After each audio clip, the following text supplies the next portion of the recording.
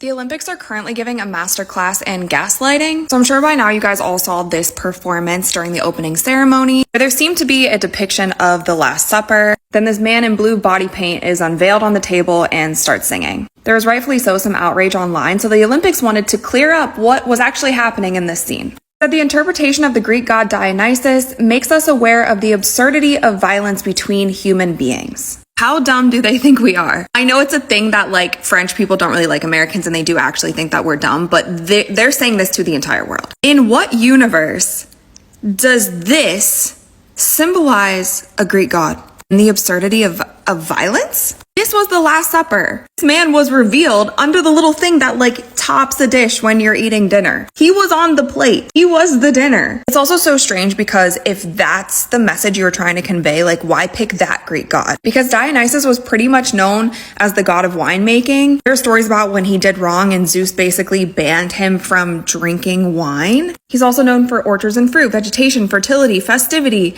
insanity, ritual madness, religious ecstasy, and theater. I'm sorry, but there's no way this man is going to stop violence amongst humans. This whole opening ceremony performance was at best bizarre and at worst a total mockery of Christianity, and honestly to me seemed inappropriate for the Olympic Games. The Paris 2024 Olympics Committee issued an apology after offending the Christian community with a demonic opening ceremony. That was a performance that left many Christians feeling deeply offended and disrespected. Many Christians were upset by a scene they thought depicted the Last Supper. Many felt these elements were in poor taste and disrespectful. In response to the backlash, the organizers issued an apology, attempting to distance themselves and the French nation from the controversial act. They explained that the performance was meant to be a showcase of artistic expression and modern interpretation, but they acknowledged the hurt it caused. French President Emmanuel Macron, who officially declared the Games open, was also drawn into the controversy. The incident has certainly left a mark on what should have been a joyous celebration of international camaraderie and athletic excellence. Paris 2024, organizer Anne Decamps said, "Clearly there was never an intention to show disrespect to any religious group. Do you think the organizer's apology was enough? Let me know in the comments below. And don't forget to like, share, and follow for more updates. Thanks for watching, and until next time, take care." It's hard to believe I'm walking through the ruins of the first ever city, because I'm not. That's in Iraq, which is miles away, and fucking dangerous. But the remains of it look pretty much like this. Let's talk about the Olympics. We all probably already heard and seen this about them saying, oh, this is the Greek god of Dionysus, it's a festival, but let's just be for real now. It's so obvious, it's almost embarrassing, because literally the entire organization of the Olympics comes out with an apology saying, oh, we're so sorry that we were mocking the Last Supper, this and that, but it's like, why are you doing it in the first place? You know, mocking isn't okay until it comes with taking holy things out of scripture and twisting it for your agenda. Mocking isn't okay until it comes to Jesus and Christianity. If this was any other religion, any other group, which by the way, this would never happen to another group because they're protected, but other groups aren't protected. There would be mass protests right now. There would be huge slogans about this everywhere. Everybody would be apologizing, but we don't see that right now. And I don't want anyone saying that this is inclusivity, all this and that, because this was streamed for millions of people, thousands of kids, and you want your kids seeing that on the TV? Like, I'm done sugarcoating this. That's disgusting and disgraceful. Taking such a holy and pure moment out of scripture and making it try to align with inclusivity, with transgender rights, all this and that. What does that have anything to do with the Last Supper of Jesus Christ? It's pure mockery and it's just disgusting to see. I'm not going to stand here, and I hope every other Christian also doesn't stand here and say, oh, that's okay. It's disgusting, it's disgraceful, and it's attacking a group of people and their ideologies. Which, by the way, shouldn't be allowed and should be known by a group of people who are publicly streaming this to millions of people. And sometimes I just have to sit back and remember a quote of scripture where it says, God laughs at the wicked because he knows their day is coming. God isn't somebody you want to mess with, God is not somebody you want to play around with, because his wrath will show as well. And I pray for the people who align with this act, and I pray for the people who think it's okay to do this for a whole religion, because God's love can still cover them. God's grace is so great that he still looks at these people and says, I love you, even though they're doing this to him. Incredibly sad to see people mocking a God that created them and died.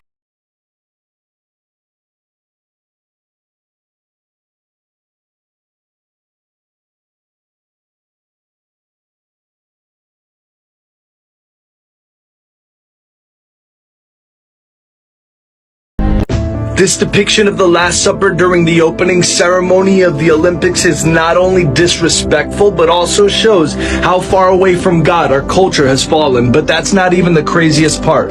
During the ceremony, there was a head of a golden bull, which resembled the golden calf that Israel worshipped during the first violation of idolatry against God. And it shows how the world has chosen to worship idols apart from the one true God. And if you believe that it's time for us to pray and ask for forgiveness, type God forgive us and tap share. The 2024 Olympics opening ceremony sparked outrage on social media this morning over an apparent parody of the Last Supper painting with drag queens as Jesus and his disciples. Critics call it out as an attack on the faith of more than 2 billion Christians around the world. Stephanie Bennett has more. John, the Olympics have started with highs, lows, and woes after train attacks, torrential rain, and now mixed reactions over some of the performances at the opening ceremony. Online critics say the many drag performances, beheading of Marie Antoinette and reimagining of the Last Supper performance in particular, were described as hypersexualized and making fun of Christianity. Tesla founder Elon Musk said on X that this was extremely disrespectful to Christians. And conservative French politician Marianne Maréchal saying on X that Christians were insulted by the drag queen parody and, quote, know that it is not France that is speaking, but a left-wing minority ready for any provocation. House Speaker Mike Johnson saying on X that last night's mockery of the Last Supper was shocking and insulting to Christian people around the world. But the observers applauded the opening ceremony as weird, wonderful, and historic when 3 drag queens carried the Olympic torch for the first time. My goal wasn't to be subversive, make fun of anyone, or shock people. My goal was simply to say that we're a part of this big we. And last night, we shared Republican ideas around inclusion, kindness, generosity, solidarity. Ideas that we greatly need, I think. If you were not convinced by now that we are living in the end times, then you need to watch the Paris Olympics opening ceremony.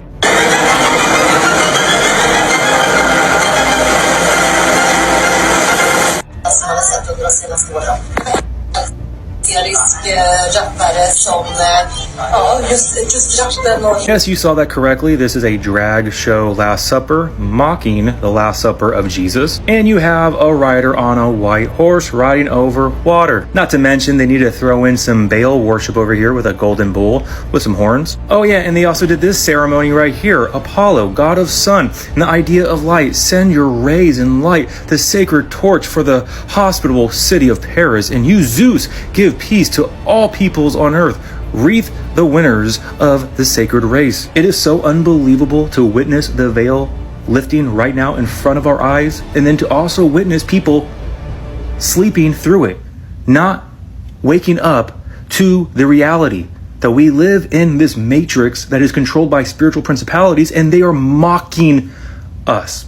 They are mocking us. But to those who have eyes to see and ears to hear, you can see what's going on. And do not get distracted in this world. Do not love this world. Do not put your faith in any political system, in a politician. You keep your eyes focused upon Jesus, because right now, what these individuals are doing, they are just reaping up, they're just stacking up judgment on that day. But we can find peace and we can find rest in Jesus through it all, knowing that he's going to bring judgment to all this evil, and we can just smile and look upon Jesus while he will take care of everything. His vengeance is his. Now, obviously, we do not just turn a blind eye. We speak truth. We are salt and light to this world. We do what we can. We are good stewards. But at the end of the day, allow the peace that surpasses all understanding to guard your heart and your mind during these crazy end times. And again, to those who have eyes to see and ears to hear, you know what's up. This is a spiritual awakening, and I hope my videos are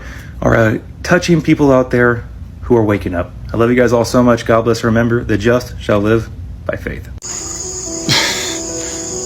Wow.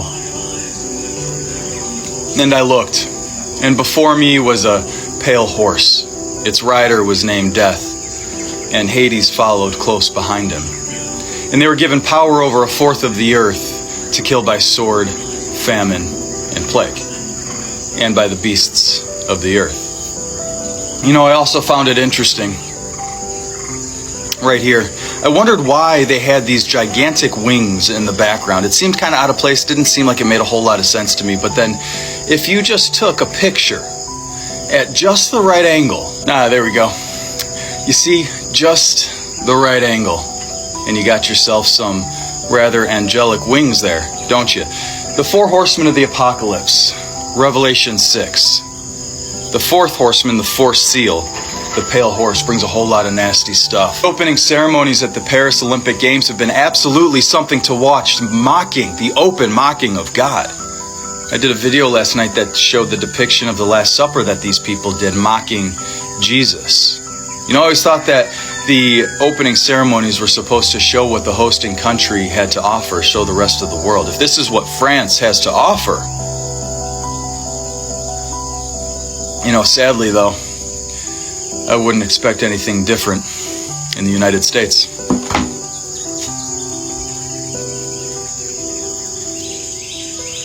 If you don't think symbolism is real, look at what just took place during the opening ceremonies for the Olympics. Here we saw a hidden cloaked figure riding on a horse. Behind him, what would seem totally abnormal is a pair of wings. What do we know about Lucifer and his fall?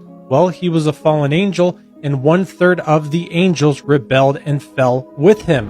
Revelation 6 mentions the four horsemen of the apocalypse. One references to a white horse as well as a pale horse.